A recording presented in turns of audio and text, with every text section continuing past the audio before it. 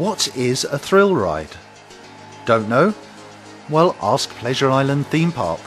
They've got plenty.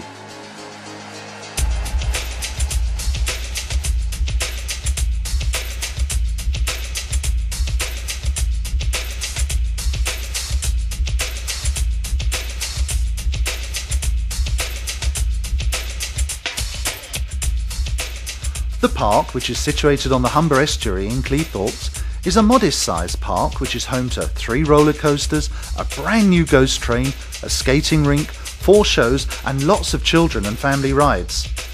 Those alone would be enough for any amusement park, but it's the thrill rides that the park excels at and offers 8 of these to excite guests. This might not seem a lot, but when we think of the size of the park, it's actually quite impressive. Still not convinced? Okay, think of the size of Alton Towers, which only has 5 thrill rides, then the perspective changes.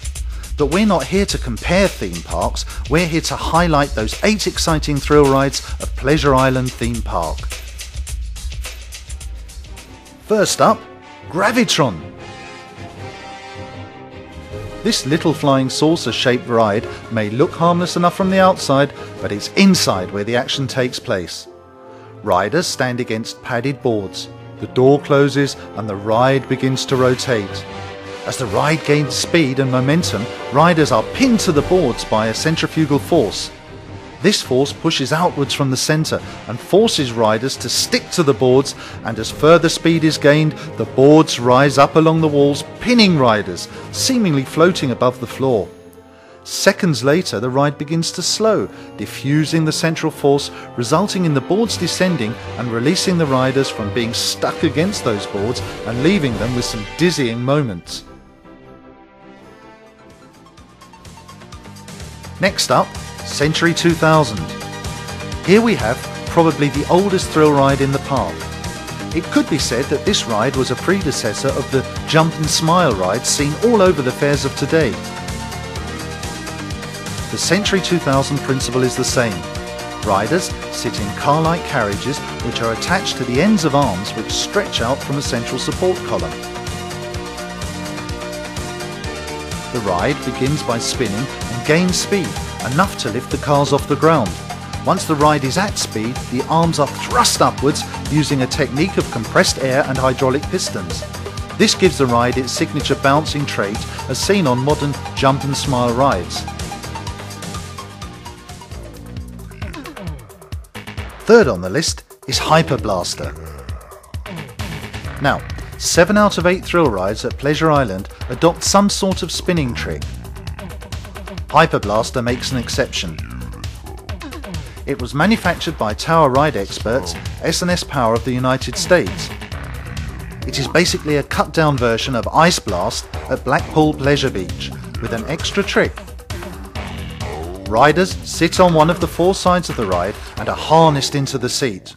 The gondola is then weighed for the computer to calculate how much pressure is needed to catapult riders vertically. Once the calculations are complete, it's liftoff.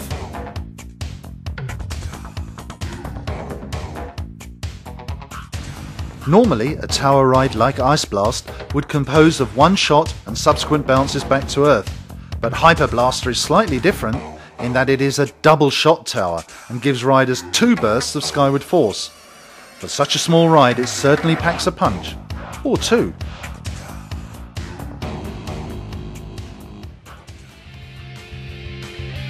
Fourth on the thrill ride list is Terror Rack.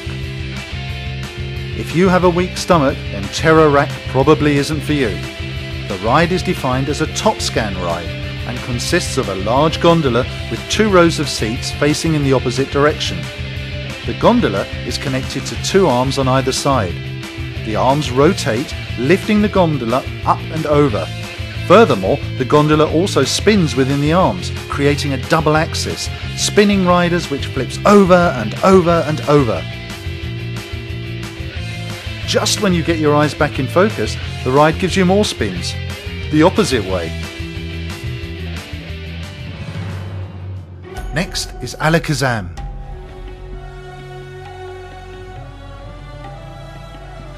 Alakazam is another spinning ride made by the ride manufacturer Huss. It is a variation on their original Enterprise ride. The difference here though is that riders are harnessed into cars that tilt into a laying position. As with all Enterprise rides, the wheel begins spinning, building up speed to create centrifugal forces which force the cars outwards. The wheel is then lifted into an upright position. Riders are then subjected to forces pushing them into the bed of the car and are flipped over, upside down, before diving towards the floor. If you're lucky, sometimes the ride is shifted into reverse and riders are flung over and spun backwards.